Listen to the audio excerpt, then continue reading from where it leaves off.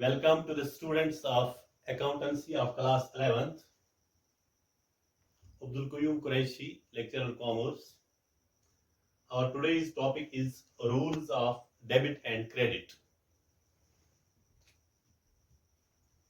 पिछले लेक्चर में हमने पढ़ा था rules of debit and credit और हमने पर्सनल अकाउंट, रियल अकाउंट और नॉमिनल अकाउंट्स की मीनिंग्स और इनकी डेफिनेशंस, एग्जांपल्स सीखे हैं। और आज हम पढ़ेंगे पर्सनल अकाउंट, रियल अकाउंट और नॉमिनल अकाउंट में रूल्स क्या हैं डेबिट और क्रेडिट के। नंबर 1, पर्सनल अकाउंट, जो हमने कल ही पढ़ा है। इसमें जो रूल है डेबिट एंड क्रेडिट का वो ये है, debit the receiver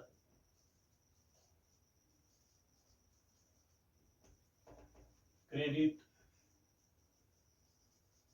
the giver.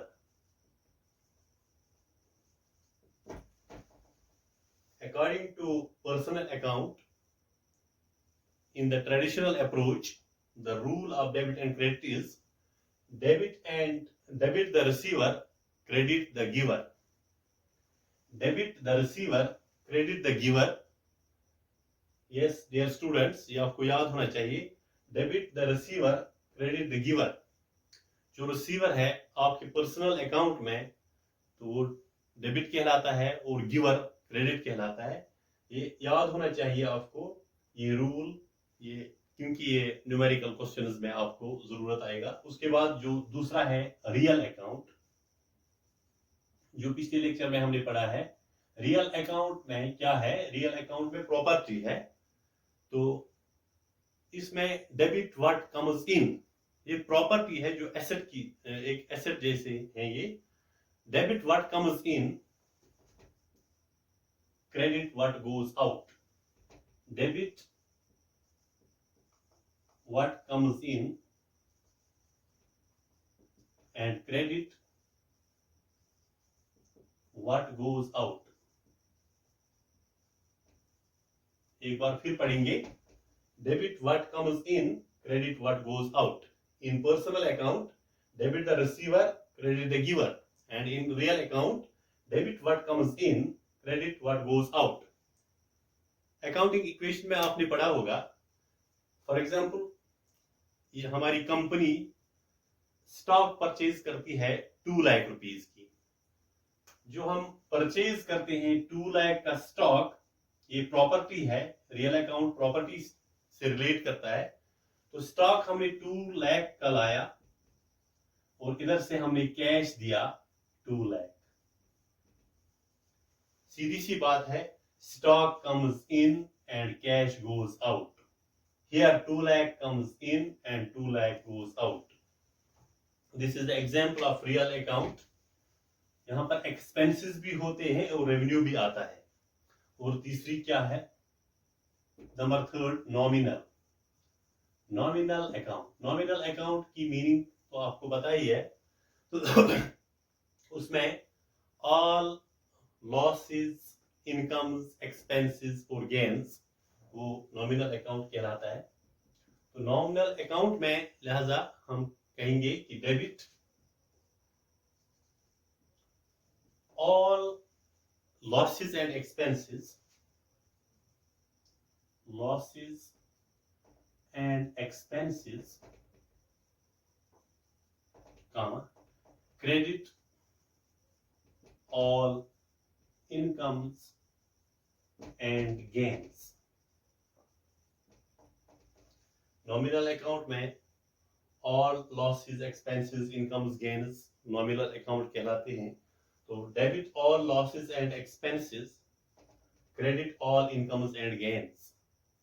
Debit all losses and expenses, credit all incomes and gains. ये है rules as per personal account, real account और नॉमिनल अकाउंट। अब हम यही debit credit rules asset, liability, capital, revenue और expenses, इनमें भी देखेंगे कि डेबिट क्रेडिट रूल्स क्या है? नंबर 1, जब हम एसेट में जाएंगे, एसेट्स में जाएंगे तो वहां क्या है? Debit the increase, credit the decrease. Debit the increase and credit the decrease in assets। ये assets में अंडरलाइन करके रखूंगा, यानी जब assets इंक्रीज होते हैं तो डेबिट कहलाता है, जब assets डिक्रीज होते हैं तो क्रेडिट कहलाता है। तो यहाँ क्या है? Debit the increase and credit the decrease in assets. Debit क्या है? Increase in assets. क्रेडिट क्या है? Decrease in assets. Okay. Number 2, liability. Liability में क्या है? Debit the decrease and credit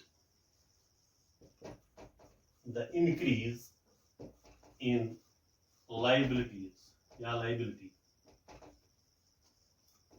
liability को अंडरलाइन करके रखेंगे।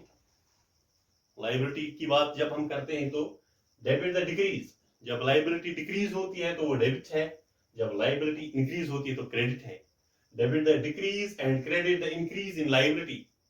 Debit the decrease and credit the increase in liability. Liability कम होती है तो डेबिट है, लायबिलिटी ज्यादा होती है तो क्रेडिट है। इसी तरह third one, capital revenue. Liability, capital और रेवेन्यू में same rule.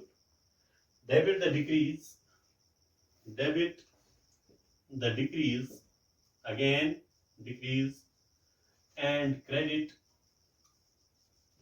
The increase in capital. Capital कम हो गया तो डेबिट, कैपिटल ज्यादा हो गया तो credit.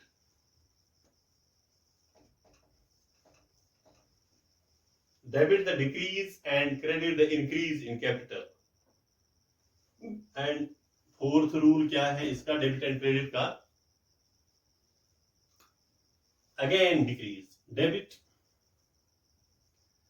The decrease and credit the increase in revenue, increase in revenue। revenue को अंडरलाइन करके रखो। Debit the decrease and credit the increase in revenue. Debit the decrease and credit the increase in revenue. Yes dear students, अब last rule है इसका, last sentence, fifth rule. Again likewise assets, expenses और assets के लिए same rule है। Debit the increase, debit the increase and credit the decrease in expenses. Expenses को हम underline करके रखेंगे। Again, debit the increase and credit the decrease in expenses. ये rules और ये रूल्स आपको बिल्कुल ओरली याद होने चाहिए। मेमोराइज कर लो इनको, इनकी ये आपके न्यूमेरिकल क्वेश्चंस में जरूरत आएगा।